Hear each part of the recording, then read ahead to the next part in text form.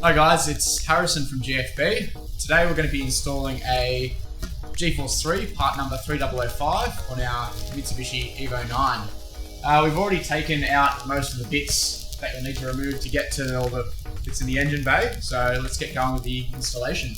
Alright, so inside the box you've got a couple of things. That's your head unit, the boost controller itself. You've got a wiring loom. You've got some vacuum line and a 3-port MAC solenoid. In this one, you've got some more vacuum line and a bag of fittings, cable ties, double-sided tape, everything you'll need for the installation. The next step is we're going to mount the head unit in the car. Anywhere on the dash is fine. We're going to stick it just here using the supplied double-sided tape. Nice and easy.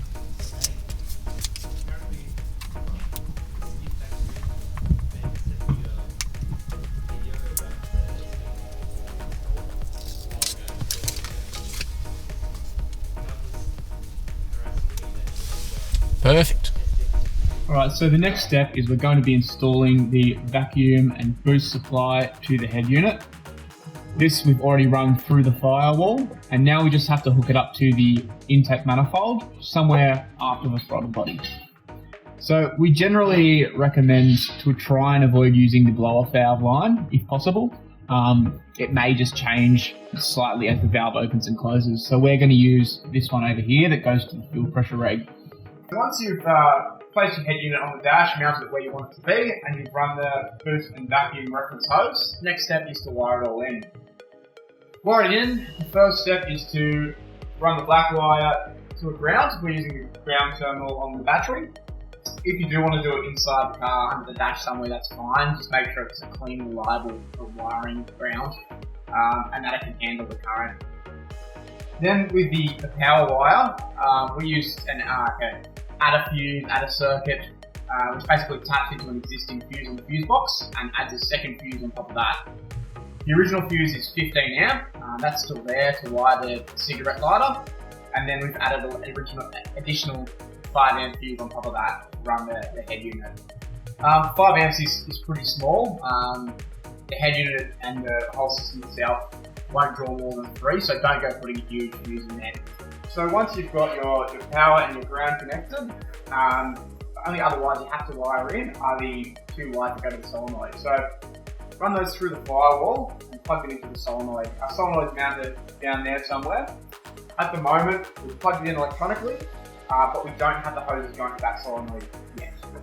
The reason for that is, this car doesn't have a boost gauge, and it has been tuned, so we don't know what boost it's running currently, so we don't know what to aim for with the GeForce. So what we're going to do is leave the stock solenoid connected, take it for a run, and just use the GeForce as a gauge to see what kind of boost we're making currently.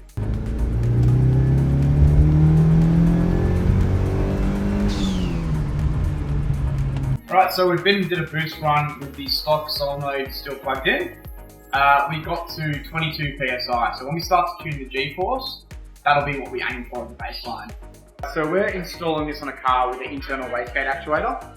That means we're going to need to be using ports 3 and ports 2 of the solenoid. The first thing you're going to want to think about is where you're going to mount the solenoid. It does make it a bit easier if you can mount it near where the factory one was, just because the lines will be in roughly the right location. Another thing to keep in mind is the solenoid does buzz when it's operating and on startup, so it does help if you can soft mount it or cable tie it rather than hard mounting it to the chassis, because it can get a little bit noisy. We're just going to mount ours just underneath the factory solenoid.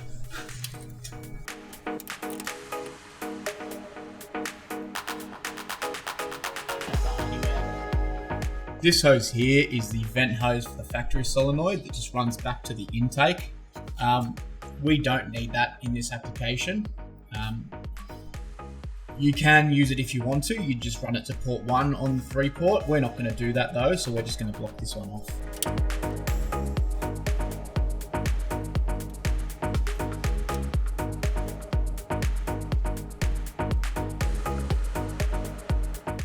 This other hose here, that's the boost supply hose to the stock solenoid.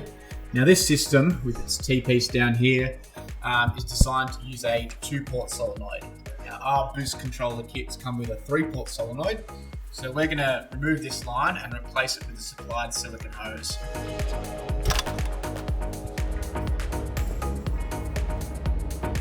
This car having the factory internal wastegate actuator, we're going to be using this method.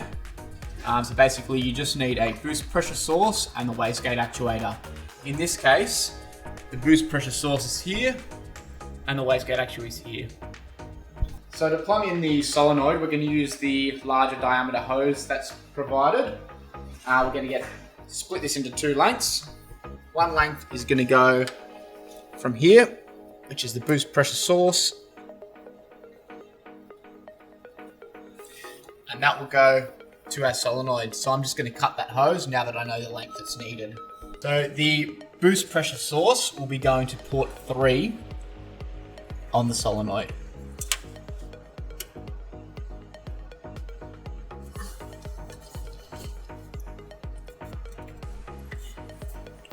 So the rest of the hose will go from the wastegate actuator over to port 2 on the solenoid.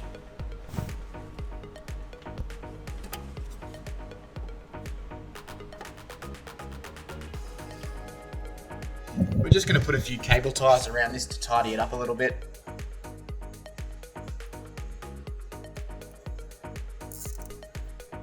Now that we've got wired in, plumbed in and mounted, we've gone around, tidied everything up, make sure the wiring's neat.